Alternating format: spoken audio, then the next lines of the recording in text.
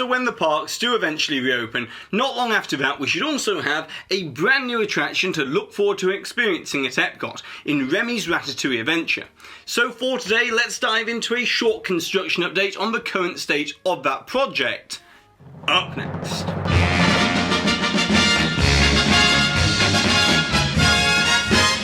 Hi there Waltoneers, I'm Jack and this is of course DSNY Newscast, and before we get started, be sure to go ahead and subscribe down below if you're new to this channel, hit that notification icon, and if you haven't already, it'd be great if you could follow DSNY Newscast on Twitter and on Instagram. Anyways, now with all of that out of the way, let's get straight into it. As in this current climate, due to the global pandemic, uncertainty is extremely high and has affected every single sector of Disney's business, from studio production and movie distribution to merchandise supply chains and delivery, to sporting events, TV programming, and of course the parks, resorts and cruise line. As with the parks temporarily closed until further notice, Disney has subsequently made the decision to halt all current construction projects until the majority of those revenue streams resume operation. However, when the parks do eventually reopen, quite a lot of these projects will be affected in some way or another. But the one construction project that is way too far along to be drastically affected is the expansion to the France Pavilion at Epcot, as realistically, a cancellation is out of the question,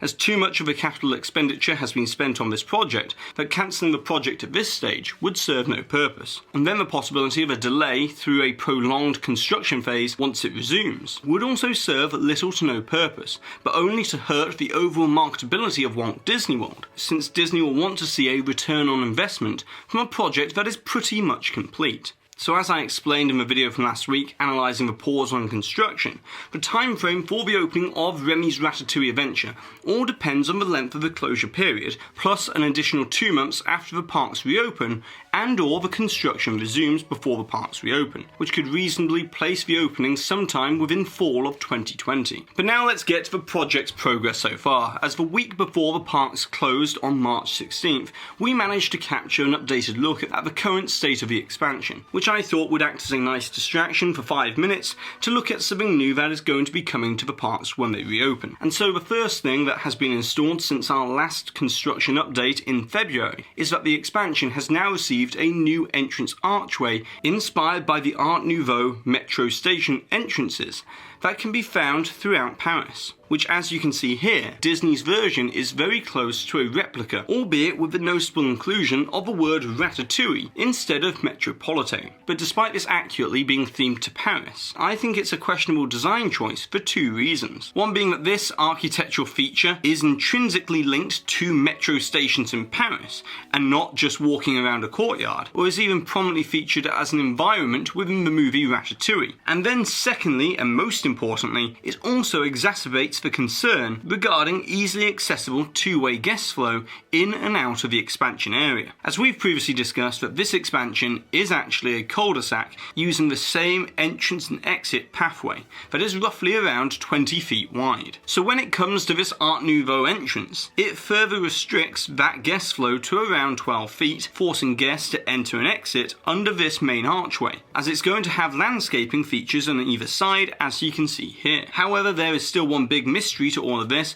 that might offer a solution, and that is nowhere within the expansion is there a merchandise or designated retail area. Now of course there could always be some sort of merchandise cart like we've seen within Toy Story Land that will probably be located in this corner of the expansion area, but I personally think that another great possibility to help alleviate this guest flow could be to create a new exit only area for the attraction that will connect through the merchandise location currently within Les Halls within the France Pavilion. But to be honest, it's doubtful that we'll see that at this point in construction, as we know that this part of the building here is the kitchen for the bakery, and the location to the side, which is this vacant back of house space here, still hasn't had any construction active within that area. So most likely this expansion will just use the same entrance as its exit as well. But anyways, now let's come to the rest of the expansion. As you can see that much of the exterior facade's 3-dimensional theming has been completed on the main attraction show building, and Imagineering has done an outstanding job with all of this,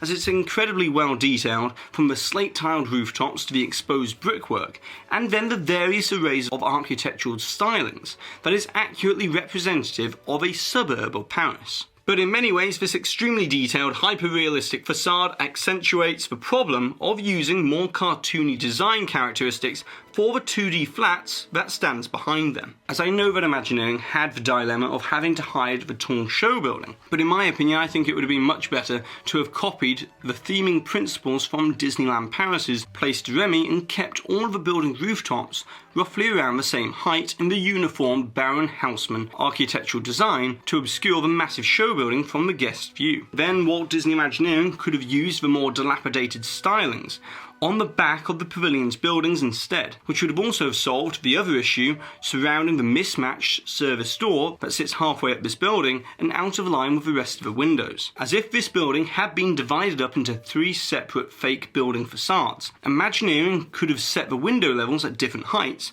thus disguising the service door as a balcony as well. And then let's move to other elements of this expansion. As we can see that this will be the extended outdoor queue area for Remy's Ratatouille adventure, and this canopy will mark the entrance area as well, with all of this design being modelled after the Boltard Pavilion from the Les Halles Market District in Paris. But then the building to the side of the outdoor queue area will be the all-new La Crêperie de Paris, and as we can see, much of the theming has now been installed on this sit-down restaurant that will also have a quick service window on the outside over here next to these gates. But that also brings into question what theming will be on the other side of these gates, as it wouldn't be great show to not have something on the other side of the gates that would obscure the guest view from the backstage road of Avenue of the Stars that encircles Epcot. And then lastly within the expansion, this building over here will be the restrooms for the area with stroller parking to the side. And so as with so much of this project, we'll have to wait and see what the final 2 months of construction will bring to this area, as the official map was actually revealed on the My Disney Experience app on March 26th. But to be honest, these maps aren't particularly helpful in knowing what the exact final finishing touches will be to these kinds of areas. But rest assured that when construction does eventually resume on this project, I'll be back again with another update documenting the countdown to the opening of Remy's Ratatouille adventure. But now, it's over to you, Walt and Izz. First of all, I'd like to know what do you think about the current state of construction at Epcot and in Remy's Ratatouille adventure, and also if you could represent another Pixar movie at any one of the existing Walt Disney World parks with a brand new attraction, then what movie property would it be, and how would you implement it within the parks? And of course, don't forget to put that timestamp for where the hidden Mickey appeared somewhere in this video along with your suggestion or your comment to be on the chance to win one of these official DSNY Newscast enamel pins. And congratulations to this Walt here for winning this suggestion from a previous video where we were discussing all of the recent land purchases that Disney has made near Walt Disney World. And so that's it for today, so be sure to go ahead and subscribe down below,